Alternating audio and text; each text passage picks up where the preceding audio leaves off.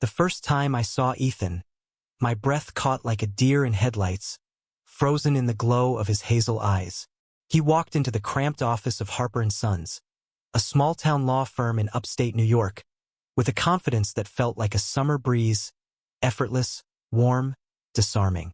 By the end of that day, I knew I was in trouble, because his smile wasn't just a smile. It was a spark that threatened to burn down every wall I'd built around my heart. My name is Caleb Winters, 28, a paralegal who'd spent years perfecting the art of blending into the background. I grew up in Willow Creek, a place where everyone knows your name but not your secrets. I'd learned early to keep my truth buried. Being gay in a town where church bells rang louder than progress wasn't exactly a recipe for freedom. So I stuck to my routine: work, gym, Netflix, repeat. No risks, no heartbreak. That is, until Ethan Harper, the boss's nephew, strolled in as our new junior attorney. It was a Monday, the kind where the coffee machine jams and the air smells of stale ambition.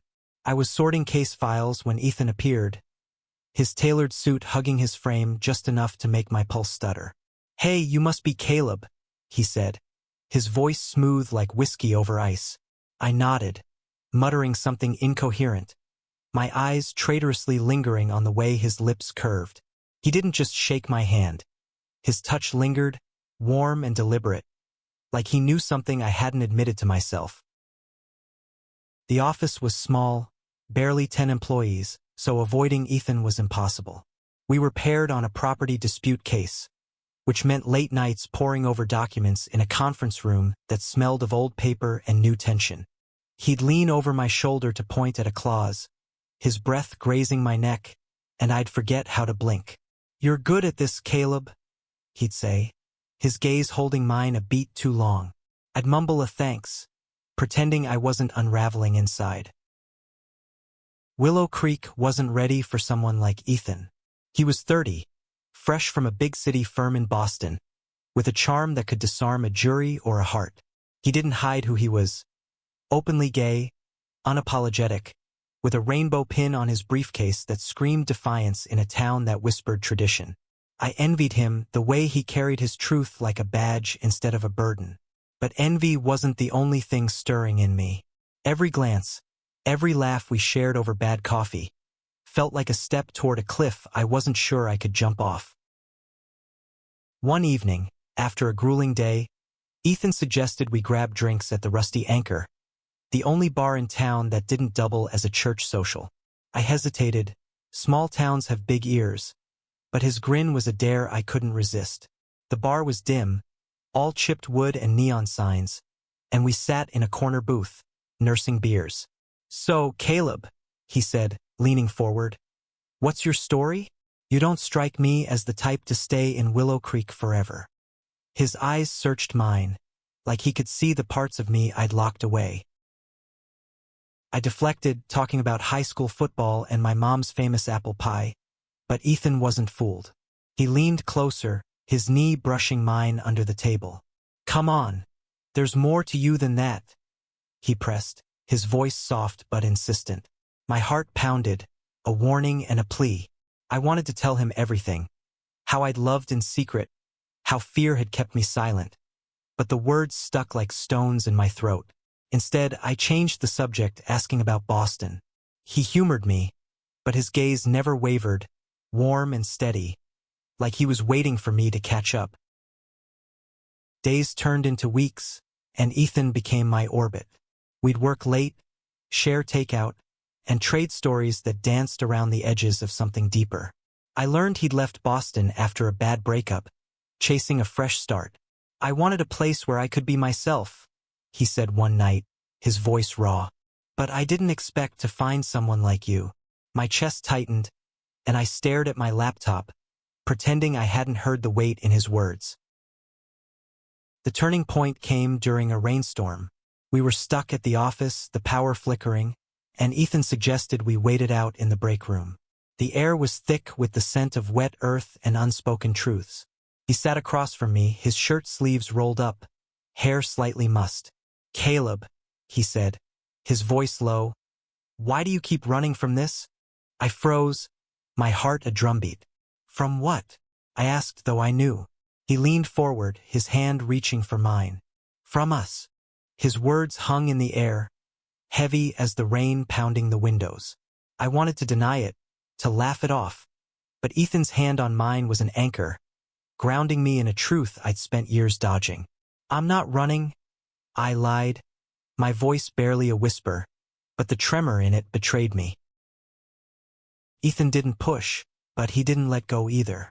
His thumb traced a slow circle on my knuckles, and I felt my defenses crack like thin ice.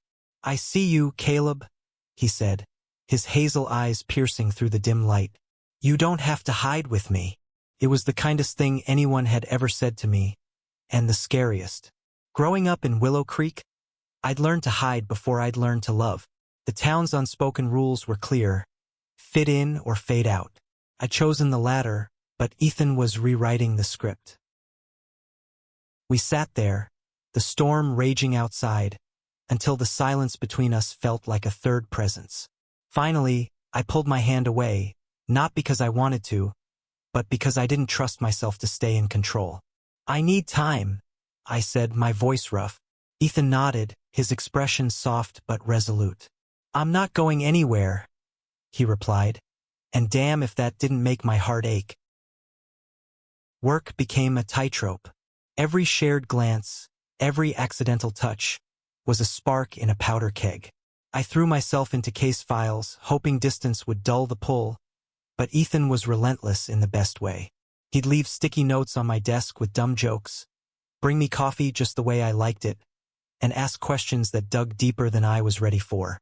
What's the one thing you'd do if you weren't afraid? He asked one afternoon, catching me off guard. I wanted to say, love you, but I just shrugged and mumbled something about skydiving. The town wasn't blind to us. Whispers started, subtle at first, raised eyebrows at the diner, hushed conversations at the gas station. Willow Creek had a way of noticing things you didn't want seen. One day, Mrs. Larson, the office receptionist who'd known me since diapers, pulled me aside. Be careful, Caleb, she said, her voice low. Folks around here don't take kindly to differences. Her words were a cold splash of reality. I nodded, but inside, I was screaming. Why did loving someone have to feel like a rebellion? Ethan sensed the shift in me. You're pulling back, he said one evening as we locked up the office. The streetlights cast long shadows, and his face was half lit, half hidden. It's not you, I said, hating how weak it sounded. It's this place. He stepped closer, his breath visible in the chilly air. Then let's make it ours, he said, his voice fierce. We don't have to play by their rules. I wanted to believe him, but fear was a habit I hadn't broken. The next week, we were assigned to a high-profile case, a local developer suing a farmer over land rights. The client, Mr. Grayson, was a pillar of Willow Creek, all sharp suits and sharper prejudices. During a meeting, he made a snide comment about city types like Ethan, his eyes lingering on the rainbow pin. Ethan didn't flinch, but I saw the muscle in his jaw tighten. Later, in the break room, he vented. People like him think they own the world, he said, his voice low but burning. I'm done letting them. His fire was contagious. That night, we ended up at the park, the same one where kids played tag and old folks fed pigeons. It was late, the air crisp, and we sat on a bench under a canopy of stars. I've never done this, I admitted, my voice barely above a whisper. Been open. Ethan turned to me, his gaze so warm it felt like a touch. You don't have to do it alone, he said. Then, before I could overthink it, he leaned in and kissed me. It was soft at first, tentative, like he was giving me an out. But I didn't want an out. I kissed him back, my hands finding his face, and for the first time I didn't care who saw. The world didn't end. The stars didn't fall. It was just us, and it was everything. That kiss changed everything, like a key turning in a lock I'd forgotten existed. But in Willow Creek, even a moment of truth came with a price. The next morning, I woke up to a text from Ethan. Last night was real. Don't let this town steal it. I stared at the words, my heart caught between joy and dread. Work was a minefield. Grayson's case demanded long hours, and his veiled jabs at Ethan grew bolder.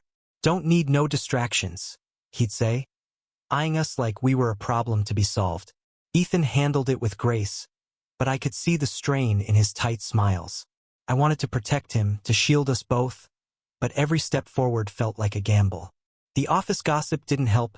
Coworkers whispered about the new guy and Caleb's new friend, their words laced with judgment. One afternoon, I overheard Mrs. Larson on the phone, her voice hushed but sharp. "It's not right, them flaunting it like that." My stomach twisted. I'd always liked her, but now I saw the line she'd drawn between us. When I told Ethan, he just shrugged. "Let them talk," he said, but his eyes were tired. "They'll get over it or they won't. Either way, I'm not hiding." His courage made me feel small, like I was still that kid afraid of his own shadow. The tension spilled over at a town hall meeting about the land dispute. Grayson had rallied half the town, painting the farmer as a greedy holdout.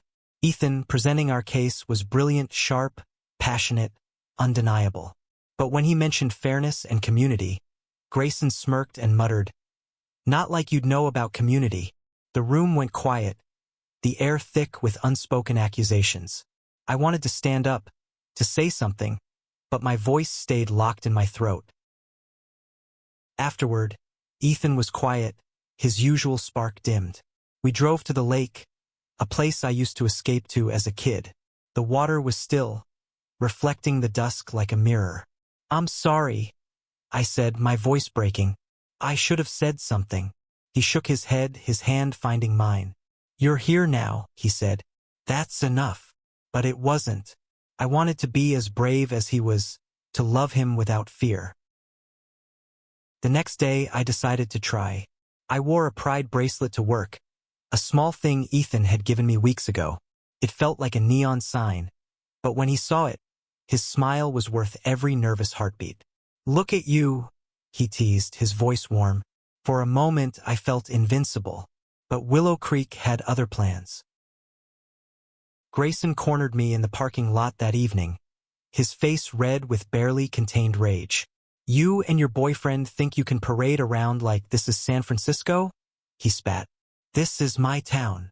I stood my ground, my fists clenched. "It's my town too," I said, my voice steady for once. He laughed, cold and mean. "We'll see about that." The threat lingered, a shadow over every moment. Ethan and I grew closer, stealing moments in empty offices or quiet corners of the park. But the weight of the town's judgment pressed harder. One night, over pizza at his apartment, he told me about his ex in Boston, how he'd been betrayed by someone he trusted. "I thought I'd never feel safe again," he said, his eyes on me. "Until you." My heart swelled, but fear whispered, "How long can this last?" By the end of the month, Grayson's case was nearing trial, and the pressure was crushing. Ethan and I worked late, our laptops glowing in the dark office. He reached for my hand, his touch a lifeline. "Whatever happens," he said, "we're in this together." I nodded, but deep down, I wondered if together was enough to survive Willow Creek. The trial was a storm waiting to break. Grayson's case had split Willow Creek, with half the town cheering his name and the other half quietly rooting for the farmer. Ethan and I were caught in the middle, our relationship a lightning rod for gossip. Every morning, I braced for the next blow. Another whispered slur, another pointed stare. But Ethan's strength kept me grounded.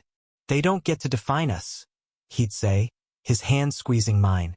I wanted to believe him, but doubt was a stubborn guest. One night, after a brutal day in court, we ended up at the park again, the same bench where we'd kissed. The air was heavy with summer's end, crickets singing in the dark. "I'm tired, Caleb," Ethan admitted, his voice raw. "Not of you, of fighting to exist." I pulled him close, my arms a clumsy shield. "You don't have to fight alone," I said, echoing his words from weeks ago. He smiled, but it didn't reach his eyes. The next day, disaster struck. Someone had spray-painted a slur across Ethan's car, the red letters screaming in the office parking lot. My stomach dropped as I saw it, rage and shame warring inside me. Ethan just stood there, his face unreadable. "This is what they do," he said quietly. "They try to break you." I wanted to scream, to find whoever did it, but he stopped me. "Don't give them the satisfaction," he said, his voice steady but strained. We reported it to the police, but their half-hearted response was no surprise. Willow Creek protected its own, and Ethan was still an outsider. That night, I stayed at his place the first time I dared. We didn't talk much, just held each other, the silence louder than words. His warmth, his heartbeat against mine, felt like a promise we could still keep. The trial's final days were brutal. Grayson's lawyer tore into our case, questioning Ethan's credibility with thinly veiled homophobia. The judge, an old friend of Grayson's, let it slide. I watched Ethan fight, his voice steady despite the venom thrown his way. I'd never been prouder or more terrified. After one session, a group of Grayson's supporters cornered us outside the courthouse. "Go back to Boston," one sneered. Ethan didn't flinch, but I saw the cost in his eyes. That night I broke. We were at my place, dishes piled in the sink, when I told him I couldn't do it anymore.